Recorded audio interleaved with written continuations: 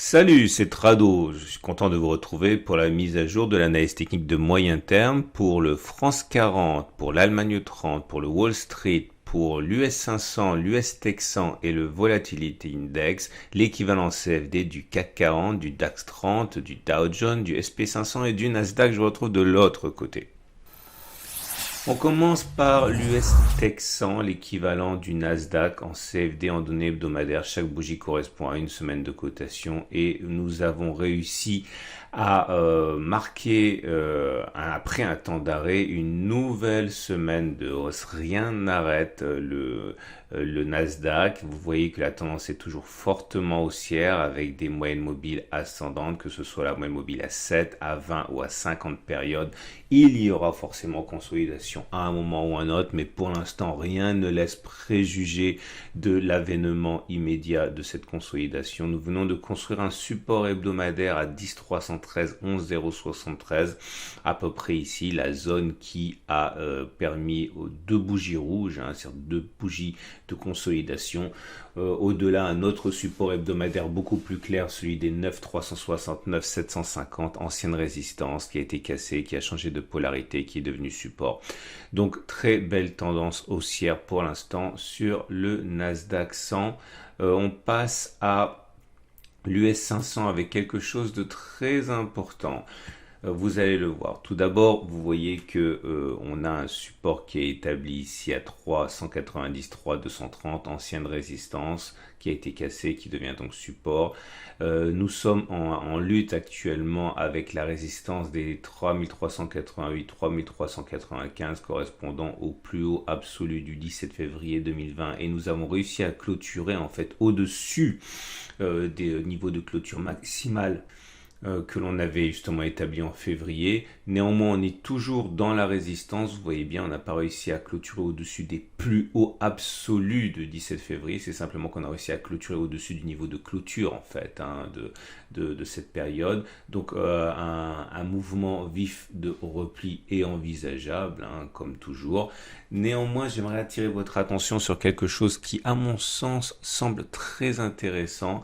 C'est que, au-delà du fait que les 3 moyennes mobiles soient ascendantes, on vient de d'assister à un croisement moyenne mobile 20 semaines, moyenne mobile 50 semaines. Et comme vous allez pouvoir le voir à travers l'historique du l'US 500, lorsque cela arrive, eh bien, c'en est terminé des plus bas. On va d'abord chercher à dépasser les plus hauts. Regardez ici, on a une forte consolidation, une consolidation très marquée en septembre 2018 qui nous a amené à perdre quand même la bagatelle de 20%, eh bien une fois seulement que la M20 a croisé la M50, on était garanti que les cours allaient dépasser les précédents sommets et qu'il n'y aurait pas de plus bas par rapport à cette crise. Je vous donne un autre exemple ici.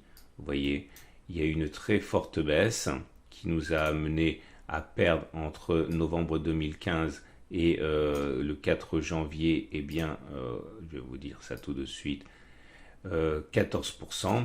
On était garanti que l'on irait chercher des nouveaux sommets, qu'on n'irait plus chercher les précédents creux une fois que la M20 et la M50 se sont croisés.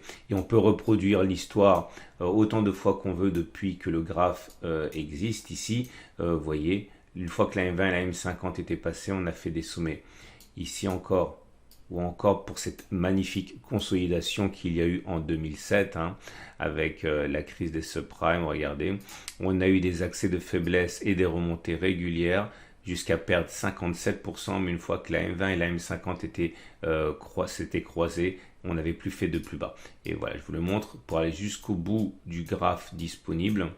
C'est toujours le même scénario qui s'est imposé. Est-ce que ça veut dire que c'est ce qui va se passer encore une fois? Je n'en sais rien, mais aussi loin que l'on remonte sur ce graphe, c'est le cas. Et vous venez d'assister donc au même phénomène maintenant suite à la crise Covid, on va dire.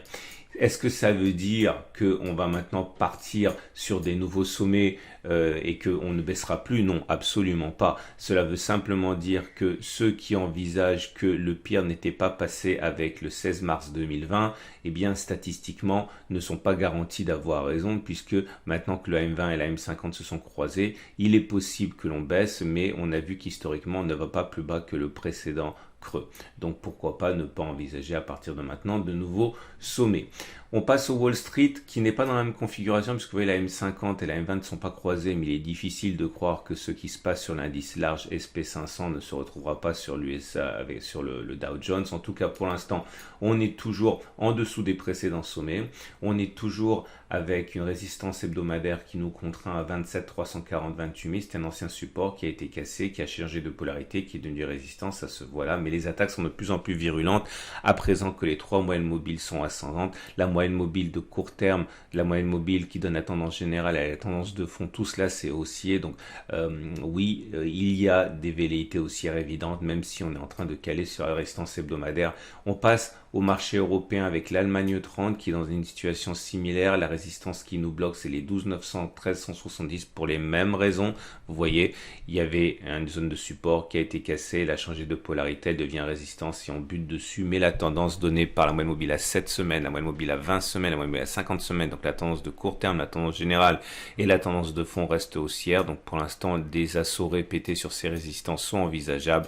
Et le France 40 qui est le malade en fait de la série de marchés que l'on voit puisque nous sommes toujours en dessous de la moyenne mobile à 50 périodes qui descend. Donc la tendance de fond est baissière encore pour l'équivalent du CAC 40. Par contre, la tendance générale est haussière puisqu'on est au-dessus de la M20 et la tendance de court terme est neutre puisque la M7 est plate. On va terminer avec le Volatility Index, c'est-à-dire l'indice de volatilité en français. Et vous voyez qu'on est toujours sur une zone ici dangereuse pour la volatilité. C'était une ancienne zone de résistance qui a été cassée, qui a changé de polarité, qui est devenue support. Et vous voyez comme on peut avoir des mouvements très brusques d'augmentation de volatilité. Volatilité, c'est-à-dire que les prix peuvent varier très fortement à la hausse et le plus souvent en fait à la baisse sur cette zone. Ça fait 2 semaines que l'on essaye de rebondir, mais on est toujours englué. Cette semaine, on a en plus touché la moyenne mobile à 50 périodes, donc à bulletin d'alerte absolument pas levé pour l'instant. On risque d'avoir un accroissement